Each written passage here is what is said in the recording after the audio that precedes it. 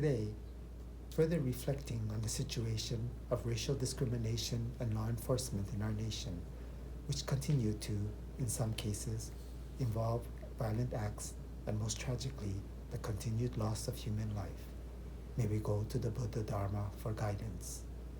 In Jodo Shinshu, or Shin Buddhism, the 18th vow of Bodhisattva Dhammakara Amida Buddha is the primal vow which unconditionally promises supreme enlightenment.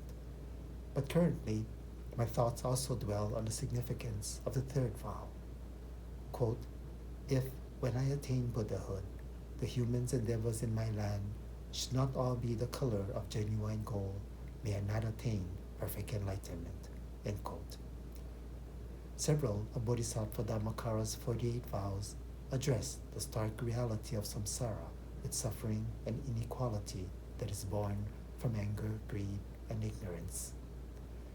In Buddhism, the approach and goal is the advancement of each unenlightened being through a peaceful transformation of each person's heart and mind, culminating in the attainment of supreme enlightenment.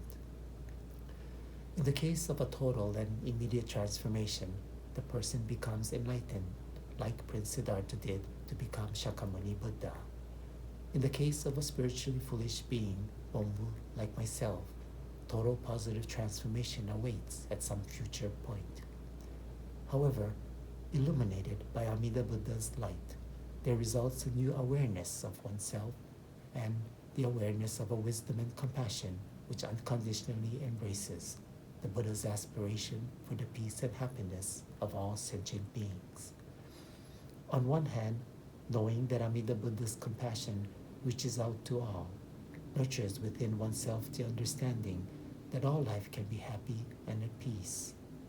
Thus, I can identify with those who are suffering, hurting, as victims of ignorance, facing inequality and discrimination.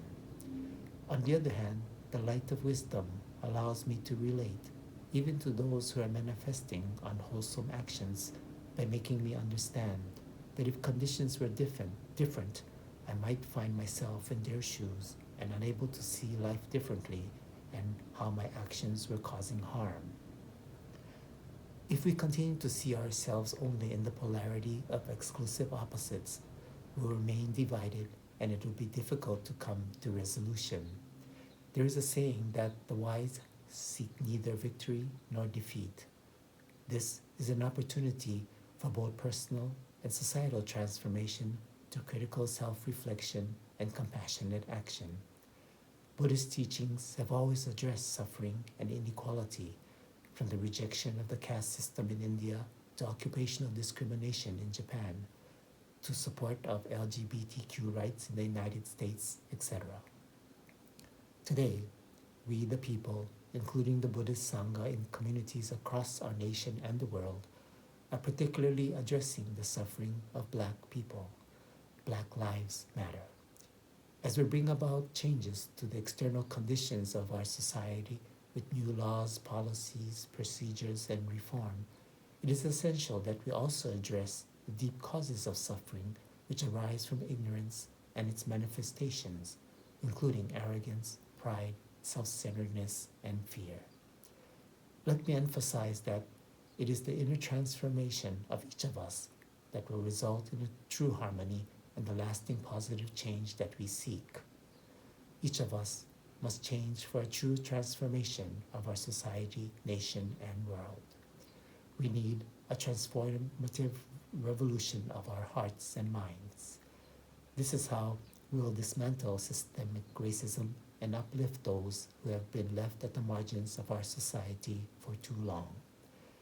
As a Buddhist saying reminds us, quote, human beings tend to move in the direction of their thoughts, end quote.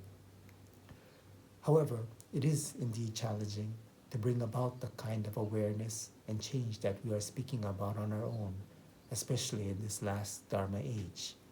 Hence, the Pure Land tradition speaks of Amida Buddha's light of wisdom and compassion, which illumines, nurtures, and embraces. For a spiritually foolish being like myself, my ultimate transformation takes place at the end of my finite life, with birth in the Pure Land of Enlightenment made possible by the Buddha's compassionate 18th vow. Guidance and insight can be derived, however, on how I should try to live each day, even in my unenlightened state of being, by the Pure Land of Amida Buddha. Let me state clearly, the intent is not to create the Pure Land on earth, but we can gain a vision of what we should aspire to now and forever. The third vow addresses our tendency to discriminate based on skin color, racism, thus vows that all in the Pure Land will be of the same precious golden color. The color gold is not to be taken literally and is not implying that other colors are of lesser importance. Instead, the significance of gold is that almost universally, it is appreciated and valued throughout the world as being very precious. I fully realize that this spiritually foolish being, Eric, is unable to live perfectly, but the vows provide me with guidance on how I should try to live, that is, without discriminating and in ways that help secure respect and equality for all. The Buddha-Dharma provides guidance, insight, and encouragement. As Shinran Shonin said in one of his letters, quote, "One must seek to cast off the evil of this world and to cease doing wretched deeds. This is what it means to reject the world and to live the Nembutsu." End quote. Let us deeply self-reflect and, while lamenting our imperfections and deeply appreciating great compassion, which unconditionally embraces, gratefully respond by trying to live in a way that one and all, but especially the disadvantaged and those who have been denied fair access to happiness without fear, equal benefits and opportunities, and freedom, can live fulfilled lives. In recognizing that Black Lives Matter, may we address the real enemies of anger, greed, and ignorance, the root causes of suffering and inequality, and peacefully and thoughtfully transform the conditions which perpetuate suffering, inequality, and the use of excessive force against the marginalized and minorities. Again, in grateful response to all-inclusive wisdom and all-embracing compassion, let us find ways we can contribute to being a more peaceful, equitable, and harmonious world. Let us each ask ourselves, what can I do? As a closing reflection, please join me for Our Pledge by Gomonshu Kojun Otani.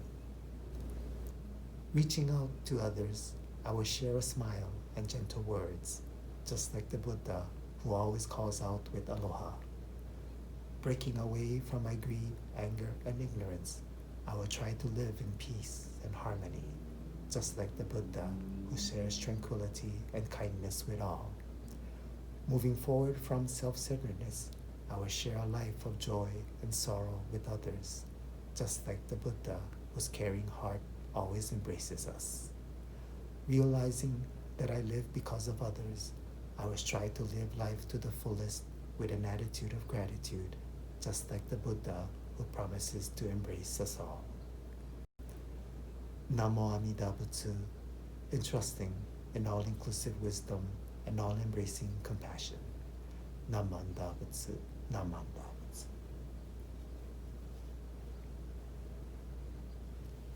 Thank you.